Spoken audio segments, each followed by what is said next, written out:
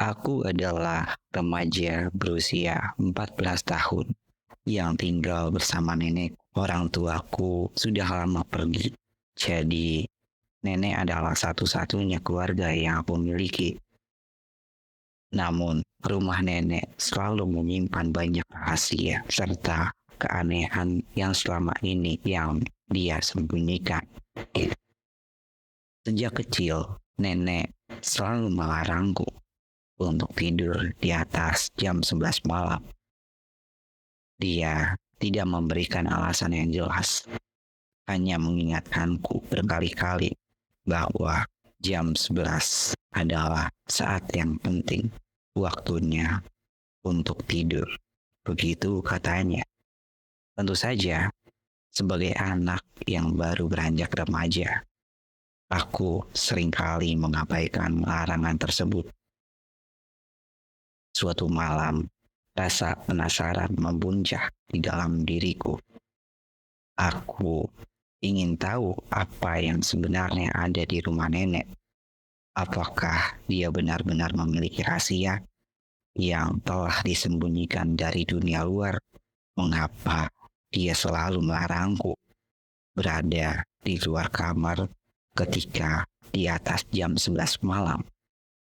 Dalam kegelapan malam, aku keluar dari kamarku. Sinar bulan samar-samar menerangi koridor yang sunyi. Aku berjalan dengan hati-hati menuju kamar nenek. Aku ingin tahu apa yang ada di sana. Apa yang selama ini dia telah sembunyikan, pikirku begitu.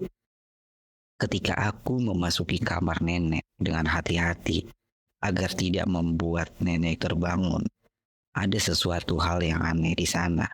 Kamar dipenuhi dengan boneka-boneka tua yang tersusun rapi sepanjang dinding.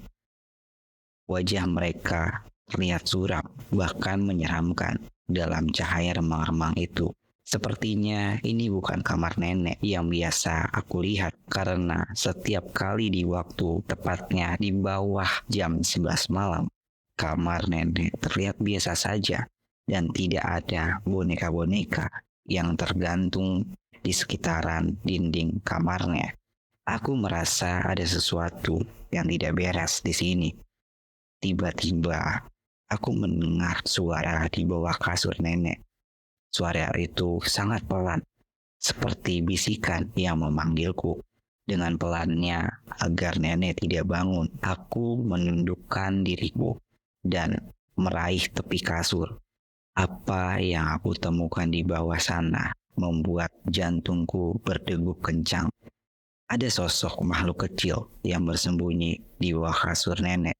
Makhluk itu kecil, kurus, dengan mata memancarkan ketakutan. Ya, aku takut, tetapi aku juga penasaran. Aku bertanya dengan nada bisik, "Siapa kamu?" Makhluk itu menjawab dengan suara serak, "Aku adalah satu-satunya yang tahu tentang rahasia nenekmu." Begitu katanya. Aku semakin bingung. "Apa maksudmu? Apa yang kamu..." Begitu kataku. Makhluk itu tersenyum penuh arti. "Nenekmu memiliki kekuatan yang luar biasa. Dan aku menggunakan itu untuk melindungimu. Aku memiliki sesuatu rahasia yang tidak boleh sampai ke telinga manusia. Jika kamu ingin tahu, kamu harus berjanji untuk tidak berbicara tentangnya kepada siapapun." Aku pun tergoda. Makhluk itu memberikan tawaran, tapi rasa ingin tahuku lebih kuat daripada rasa takutku. "Baiklah, aku berjanji." Makhluk itu mulai bercerita. Dia mengungkapkan bahwa nenekku adalah seorang penyihir, seorang yang memiliki kekuatan yang tak terbayangkan. Dia telah melindungiku sejak aku kecil dari roh-roh jahat yang ingin mencelakaiku. Namun, ada sesuatu kutukan yang melekat pada rumah ini. Kutukan itu membuat makhluk-makhluk jahat datang setiap malam. Itulah sebabnya nenek selalu melarangku keluar dari kamar di atas jam 11 malam.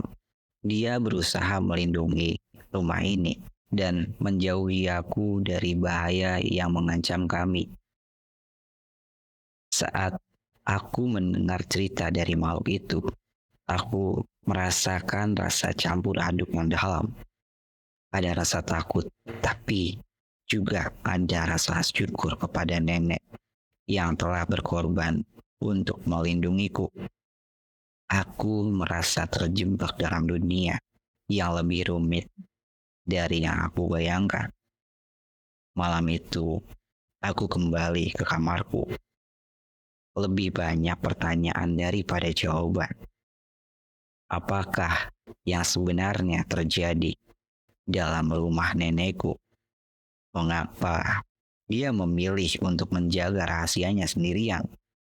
Ketika terbit, aku bertekad untuk mengungkap lebih banyak tentang rahasia keluargaku, tentang makhluk-makhluk jahat yang mengancam kami setiap malam, dan mengapa jam 11 malam adalah saat yang penting. Tapi ada hal yang satu pasti, aku merasa ada sesuatu yang jauh lebih dalam lagi tentang rahasia rumah nenekku. Aku siap menjelajahnya. Meskipun itu berarti menghadapi bahaya yang lebih besar daripada yang pernah kubayangkan. Malam setelahnya, aku memutuskan untuk mengungkap lebih banyak tentang rahasia keluarga dan nenekku. Aku merasa ada sesuatu.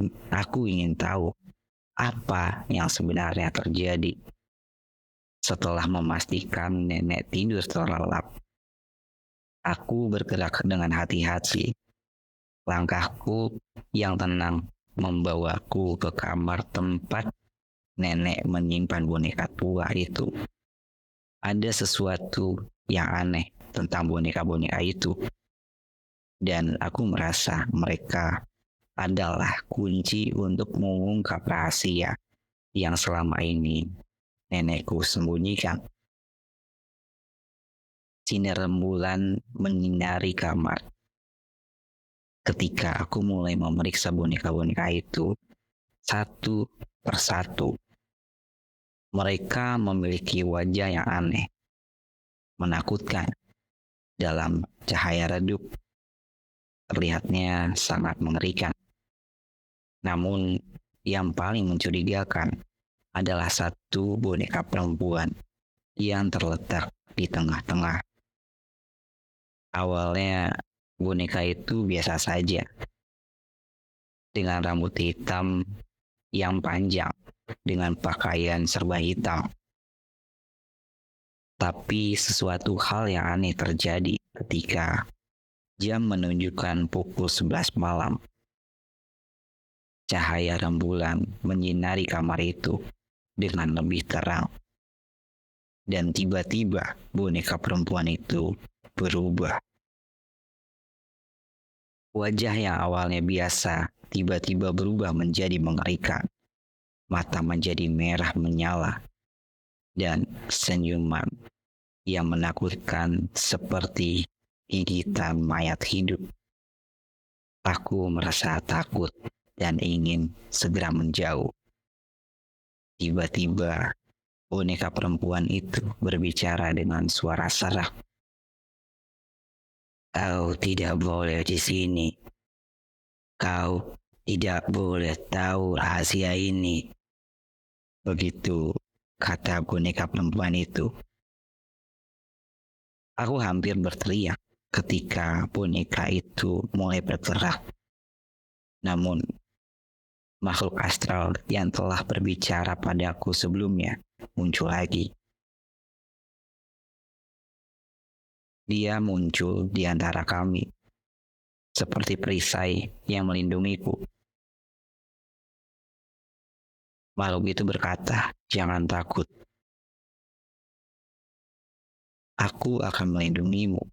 Boneka ini adalah bagian dari kutukan rumah ini. Mereka menjaga rahasia nenekmu." Begitu kata makhluk itu. Aku merasa lega melihat makhluk astral itu. Meskipun aku masih merasa takut, namun aku ingin lebih tahu banyak tentang rahasia ini. Bertanya pada makhluk itu, apa yang sebenarnya terjadi di rumah ini? Mengapa boneka-boneka ini begitu penting? Makhluk astral itu mulai bercerita lagi. Boneka-boneka itu adalah tumbal dari semua ritual kuno yang dilakukan oleh nenekku. Ritual itu adalah sebagian besar dari kekuatan nenekku sebagai seorang penyihir. Dia menggunakan kekuatan itu untuk melindungi rumah kami dari serangan makhluk-makhluk jahat. Tapi ada sesuatu yang lebih gelap dari cerita itu. Makhluk astral itu menjelaskan bahwa nenekku bukan hanya seorang penyihir biasa. Dia adalah seorang necromancer, seseorang yang dapat menghidupkan kembali orang mati. Dan yang lebih mengerikan lagi, salah satu boneka itu berisi jiwa ibu kandungku sendiri. Aku tidak percaya ini, begitu kataku. Tapi itu faktanya, jawab makhluk astral itu. Aku tidak bisa percaya apa yang aku dengar. Ibuku telah meninggal, rohnya terperangkap dalam salah satu boneka itu. Malam itu, aku tidur dengan rasa cemas, gelisah, dan semua rasa campur aduk berada di dalam diriku. Aku merasa bahwa rumah ini adalah tempat yang penuh dengan rahasia yang gelap. Aku tidak tahu apa yang akan aku temukan selanjutnya. Setelah mengetahui tentang rahasia yang gelap di rumah nenekku, jujur, hidupku berubah sangat drastis. Aku mulai memahami mengapa nenek selalu melarangku untuk keluar dari kamar ketika di atas jam 11 malam. Itu adalah saat ketika boneka-boneka itu menjadi hidup dan menjalankan tugas mereka sebagai pelindung rumah. Namun, kutukan ini membawa efek yang lebih mengerikan. Aku baru-baru ini menemukan bahwa keberadaan boneka-boneka itu adalah harga yang harus dibayar untuk kekuatan necromancer-nya. Dan setelah penemuan itu, aku menyelidiki lebih dalam tanpa sepengetahuan nenekku. Hari demi hari telah berlalu. Aku mulai melihat perubahan pada nenekku. Nenekku mulai bertingkah aneh. Dia sering terlihat lelah dan cemas. Dan aku mendengar dia berbicara tentang mimpi buruk yang menghantuinya. Saat malam tiba, aku melihat mereka menjadi paranoid. Aku tahu bahwa mereka mengetahui rahasia ini. Boneka-boneka itu merasa terjebak dalam kutukan yang mengerikan. Saat aku mendekati pukul 11 malam, suasana semakin menegangkan. Boneka-boneka itu mulai bergerak. Sebelumnya memang sudah bergerak. Mata mereka berubah menjadi merah. Dan mereka tampak siap untuk bertugas sebagai pelindung. Aku merasa takut, tapi juga merasa bahwa aku harus melakukan sesuatu. Aku merasa ada yang aneh dengan kasurku, meskipun aku tidak pernah tahu tentang adanya ruangan rahasia di bawahnya. Seringkali Rasa penasaran membuatku ingin memeriksa lebih lanjut, meskipun aku tidak tahu persis apa yang akan kudapati. Dan aku terkejut dengan apa yang aku temukan, sesuatu yang mengerikan terjadi. Aku merasa seperti ada kekuatan gaib yang mencengkramku. Aku tidak bisa bergerak, dan aku merasa tubuhku melayang ke udara. Aku terangkat dari lantai dan terbawa ke bawah kasurku, ke dalam ruangan Asia yang gelap. Di dalam ruangan itu, aku merasa seperti ada roh jahat. Ia mengintai di setiap sudut.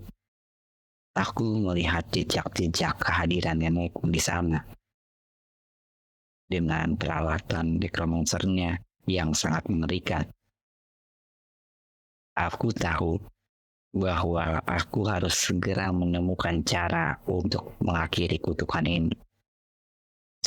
Aku mencari segala bukti dan catatan-catatan kuno yang nenekku sembunyikan dariku.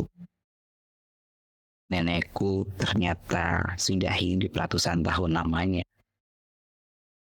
Tapi sesuatu hal yang tidak terduga terjadi. Aku merasa seolah-olah ada sesuatu yang masuk ke dalam diriku. Aku merasa ada yang merasuki diriku. Sepertinya ini adalah roh jahat yang mengerikan. Aku memiliki rasa keinginan untuk membunuh yang tinggi, untuk menghancurkan apapun yang berada di depanku. Mungkin itu hanya perasaanku saja. Dan aku melanjutkan perjalanan menelusuri ruangan itu. Aku mendekati pintu ruangan rahasia itu, siap untuk mencari petunjuk untuk mengakhiri kutukan ini. Namun, saat aku membuka pintu dalam ruangan itu, aku menemukan sesuatu yang tidak pernah kusangka sebelumnya. Tapi sebelum aku bisa melangkah lebih jauh, ada suara yang menghentikanku. Itu adalah suara makhluk astral yang selalu melindungiku. Aku berusaha keras untuk menahan diriku, meskipun aku telah kerasukan roh jahat. Mereka tidak bersalah, kata makhluk itu. Kita harus mencari cara lain untuk mengakhiri kutukan ini. Aku merasa ada konflik yang dalam di dalam diriku. Aku ingin melindungi keluargaku, namun aku tidak memiliki siapapun. Aku hanya memiliki nenekku seorang, tapi aku juga tidak ingin menjadi alat kejahatan. Aku tahu bahwa keputusan yang aku harus ambil membawa akibat yang sangat besar. Dalam kegelapan ruangan rahasia itu, pertempuran batin terus berlanjut. Aku berjuang untuk tidak terpengaruh oleh roh jahat tersebut yang mencoba menguasai diriku. Makhluk astral itu yang selalu melindungiku, mencoba dengan keras mencegahku untuk melakukan tindakan yang mengerikan. Namun, entah bagaimana, makhluk astral yang kecil itu tiba-tiba menghilang seperti tertelan oleh kekuatan yang lain. Lalu, aku mendekati pintu rahasia itu. Mulai dekat, aku bisa merasakan kehadiran nenekku di dalam sana, meskipun dia biasanya tidur di kamarnya. Dia berbaring di sana, terlihat lemah dan tidak berdaya. Meskipun ada rasa simpati dalam diriku, ada dorongan lain yang mendorongku untuk mengakhiri kutukan ini. Bahkan jika itu berarti melukai nenekku sendiri. Aku tidak menghancurkan alat-alat necromancer itu, melainkan menyentuh satu persatu. Aku merasakan ada energi yang kuat mengalir ke dalam diriku saat aku menyentuh benda-benda milik nenekku. Aku naik ke atas dan kembali ke kamarku. dan merencanakan tindakan untuk terakhir kalinya.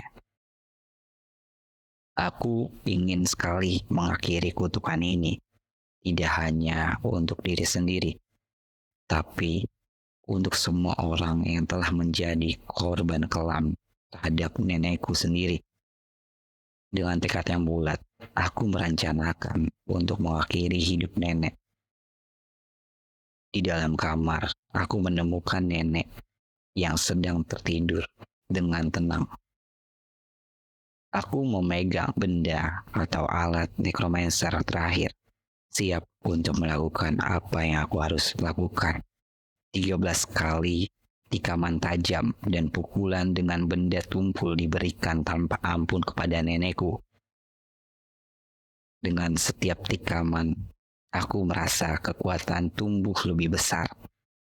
Nenek menjerit kesakitan terhadap dirinya sendiri dalam keadaan tidak berdaya. Ia meminta tolong untuk berhenti, tapi rasa haus darahku memakan semua pikiran ini. Sehingga nenek tidak bisa berbuat apa-apa. Aku tertawa dengan penuh kepuasan. Aku telah berhasil mengakhiri kutukan dan dendam yang selama ini telah menghantuinya. Namun, saat aku menatap tubuh nenekku yang sudah mati, aku merasa ada sesuatu hal yang aneh. Aku merasakan kekuatan baru mengalir dalam diriku. Sesuatu yang belum pernah aku rasakan sebelumnya. Ketika aku duduk sendirian di dalam kamarnya, aku merenungkan semua hal yang telah terjadi. Dan tiba-tiba menyadari bahwa aku sudah mati sebelum terlahir kembali. Rasa benci dan dengki pada kelakuan nenek sekaligus ibuku sendiri telah mengorbankan banyak orang. Tapi sekarang, dengan kekuatan baru, aku menemukan bahwa aku dapat merubah segalanya. Sebuah senyum jahat menyelinap di wajahku karena aku merencanakan apa yang akan aku lakukan selanjutnya. Sebuah babak baru dalam hidup telah dimulai. Aku akan menggunakan kekuatan ini untuk melakukan hal-hal yang belum pernah terbayangkan sebelumnya.